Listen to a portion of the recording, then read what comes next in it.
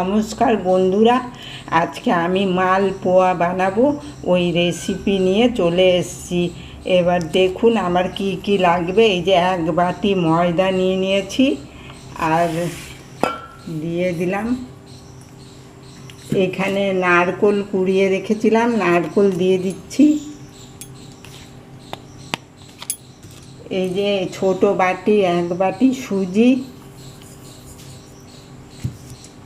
এখানে দেখুন শুকনো নারকেল আর মৌরি কিছুটা দিয়ে দিলাম, আর এখানে 1 কাপের মতো চিনি আর 2 চামচ গুঁড়ো দুধ। এবার আমি একটু সাদা তেল দিয়ে দিচ্ছি, তারপরে ভালো করে মেখে নিচ্ছি। দেখুন ভালো করে আমার মাখা হয়ে গেল, সব দিয়ে মেখে নিলাম ভালো করে।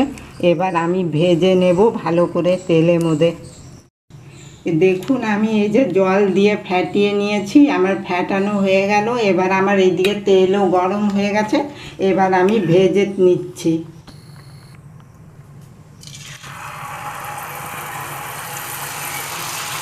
এই যে এরকম করে ছেড়ে দিলাম,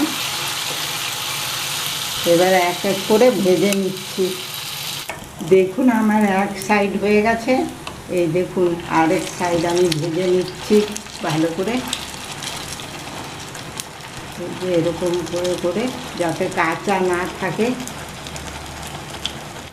এই যে আমি আরেকটা করে নিচ্ছি, এরকম করে করেই আমি সব করে নেব এক এক করে। তেলটাকে দেখুন ভালো করে চেপে চেপে বের করে নিচ্ছি। বেশি তেল থাকা খাওয়াও তো ভালো না,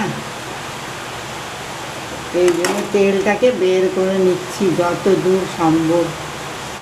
এই দেখুন বন্ধুরা আমার মালপোয়াটা হয়ে গেছে, দেখুন কি সফট হয়েছে, একদম এত ভালো হয়েছে। আমার এই মালপোয়ার রেসিপিটা আপনাদের যদি পছন্দ হয়ে থাকে লাইক করবেন, শেয়ার করবেন, কমেন্ট করবেন, আর প্লিজ সাবস্ক্রাইব করবেন আমার এই চ্যানেলটাকে।